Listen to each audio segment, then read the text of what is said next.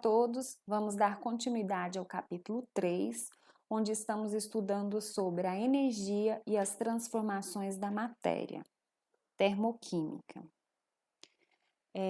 As equações podem ser representadas desta forma. Aqui eu trago a equação de combustão do etanol, o ΔH da equação, ou por representação gráfica. No eixo Y, a gente tem a energia envolvida e no eixo X, o caminho da reação.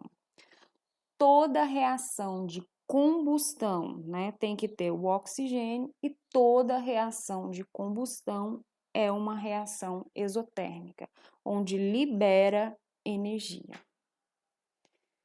Entalpia padrão. Essa expressão, conhecida por esse símbolo, que tem essa bolinha aqui em cima, é quando a entalpia da reação é determinada a 25 graus Celsius, sob pressão de 1 atm, na concentração de 1 mol por litro em soluções. Então, é conhecido como entalpia padrão. Toda substância simples no estado padrão, de novo, o que é estado padrão? Essas condições aqui tem entalpia zero. Por exemplo, a substância oxigênio. Então, é uma substância simples, mesmo sendo só O, ou na forma O3, ou na forma O2. No seu estado padrão, no caso, a 25 graus Celsius e 1 atm, vai ter entalpia igual a zero. As outras não têm entalpia igual a zero porque não está no estado padrão. Aí introduzo para vocês o conceito de formas alotrópicas. É quando um elemento químico forma duas ou mais substâncias simples diferentes. O exemplo que eu trouxe aqui são as formas alotrópicas do carbono. Então, eu tenho carbono na sua forma natural, na forma de carbono grafite e carbono diamante. Tanto um quanto o outro só apresenta carbono em sua estrutura. O que está diferenciando é isso aqui, ó, é como esses átomos se organizam. Então, sendo substâncias simples, aqui estiver no estado padrão, vai ter energia de entalpia zero. No caso desse exemplo, o grafite tem o ΔH igual a zero. Essas duas outras formas que eu trouxe para vocês, o fulereno e o grafeno, são nas suas formas sintéticas. Aí vocês dão uma lidinha aqui nesses comentários que tem informações bem interessantes. Entalpia de formação. É a variação da entalpia, isso é, o calor que foi liberado, se for uma reação exotérmica, ou absorvido, se for uma reação endotérmica, na formação de 1 mol de determinada substância a partir de seus elementos constituintes no estado padrão. Pois bem, aqui a gente tem uma substância simples no estado padrão, uma substância simples no estado padrão, formando 1 mol de outra substância, e nesse caso com um ΔH negativo. Então, a gente tem a entalpia padrão de formação, que é a energia do produto menos a energia do reagente. Mas chamo atenção, esses reagentes têm que apresentar na sua forma simples, substância simples, e no seu estado padrão. E o seu produto tem que ser 1 mol. Então, como eu acabei de dizer, ó, nesse caso, por que não é ΔH padrão de formação? Porque a forma aqui do carbono não está na sua forma mais estável. Aqui teria que ser o carbono grafite e não o carbono diamante.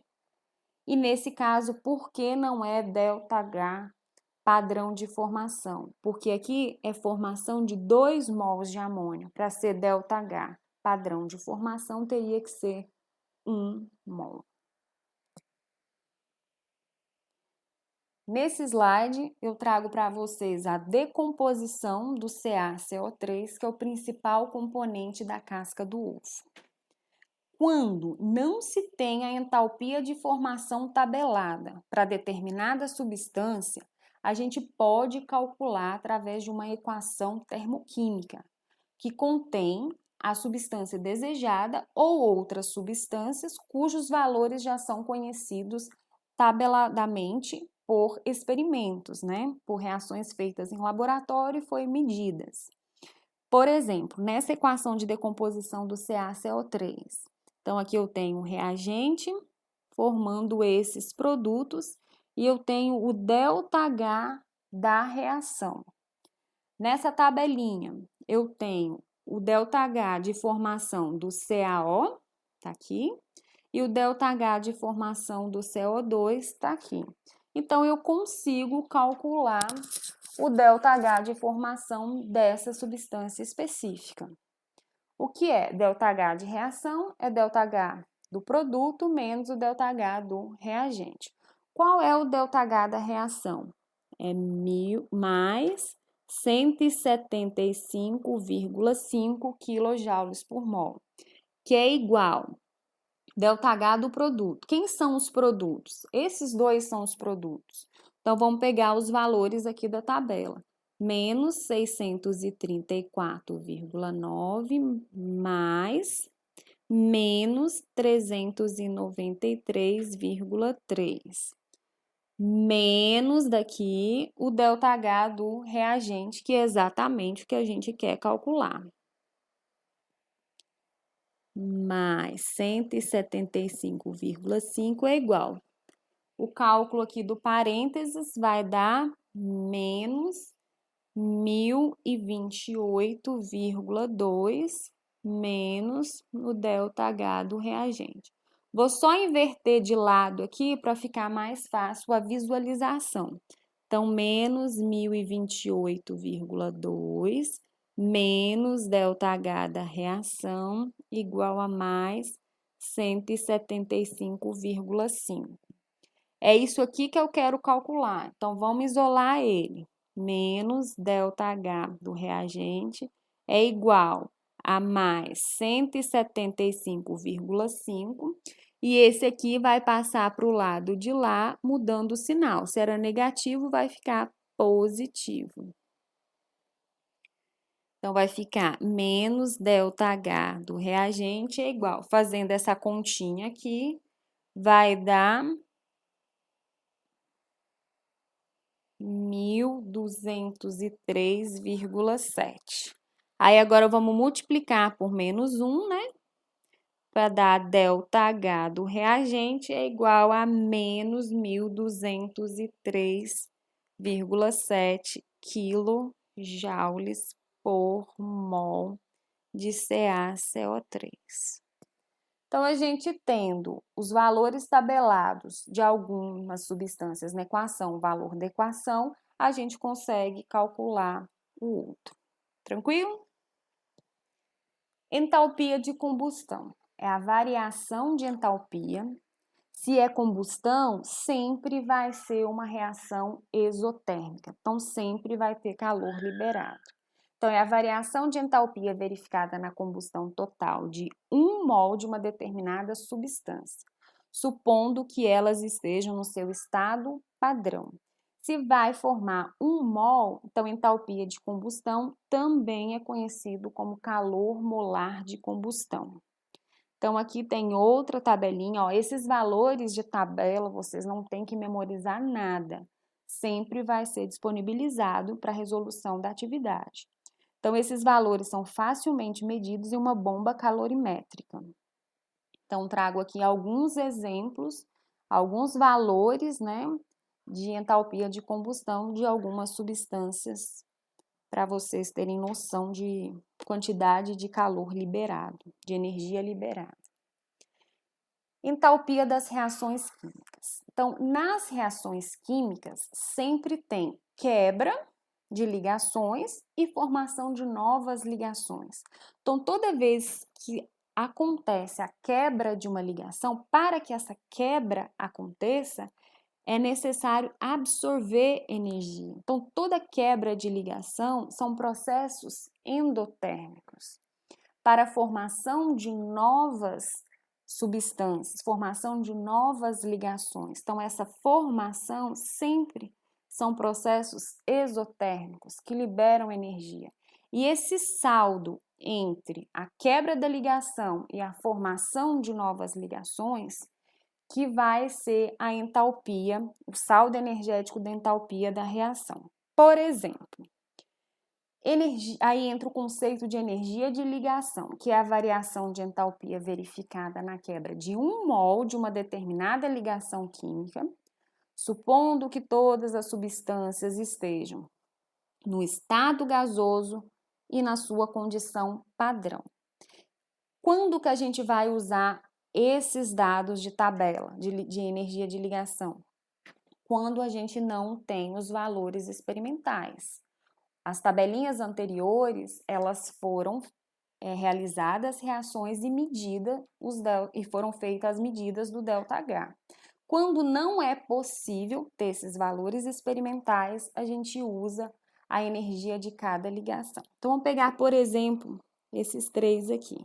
Um carbono ligado a outro carbono por uma ligação simples, o carbono ligado a outro carbono por uma ligação dupla e o carbono ligado a outro carbono por uma ligação tripla. E os seus respectivos valores. Para ter a quebra dessa ligação simples, vai precisar de 347,8 kJ de energia. Para a quebra de uma ligação dupla, 613. Para a quebra de uma ligação tripla, 838. Então, quanto maior a energia de ligação, mais forte é a ligação, ou seja, mais difícil é de se quebrar essa ligação. Então, é muito mais difícil quebrar uma tripla do que uma dupla, do que uma simples. Para eu quebrar essa tripla, eu vou precisar disso tudo aqui de energia. Então, com base nos dados da tabela ao lado, qual a variação de entalpia da seguinte reação? Então, vamos fazer esse cálculo aqui. 2H2 gasoso, então, como a gente viu no slide anterior, as substâncias têm que estar no estado gasoso. O que é um H2? É um hidrogênio que tem um elétron ligado a outro hidrogênio. Ele fica estável com 2, então nesse caso aqui faz uma covalente, é uma ligação simples. Só que eu tenho 2 vezes o H2, então eu tenho outro hidrogênio ligado a outro hidrogênio. Mais O2 é um oxigênio ligado a outro oxigênio. Agora tem que saber se essa ligação é simples ou se essa ligação é dupla. O oxigênio é da 6A, então ele tem 1, 2, 3, 4, 5, 6. 1, 2, 3, 4, 5, 6. Para ele ficar estável, ele precisa de 8. Então, ele faz uma covalente aqui, uma covalente aqui.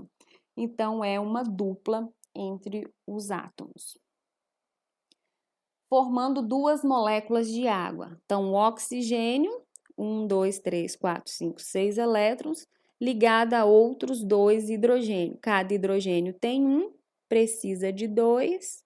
Então, ele faz uma ligação simples entre o O e o H e outra ligação simples entre o O e o H. Só que eu tenho 2 moléculas de água. Então, vai ficar assim. Pronto, agora a gente vem aqui na tabelinha e substitui os valores. Quanto vale um H ligado a outro H? 437. 437. Só que eu tenho 2 vezes 2.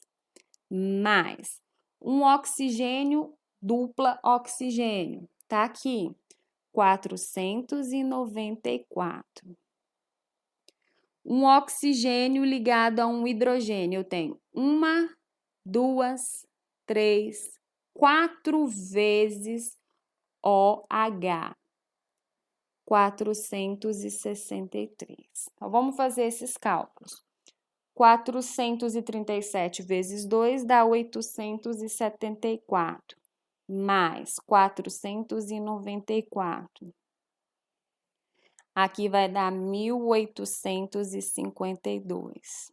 Somando aqui, vai dar 1.368 e aqui 1.852.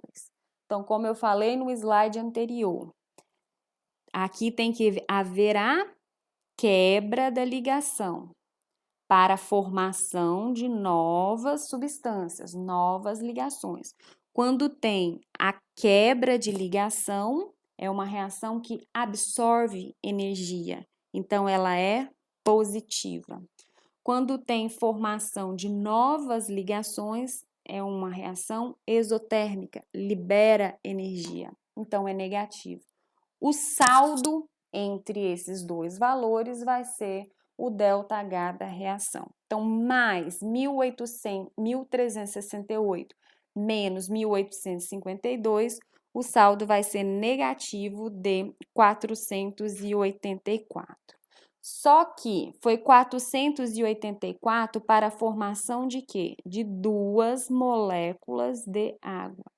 O enunciado pede para calcular a variação de entalpia em quilojoules por mol de água.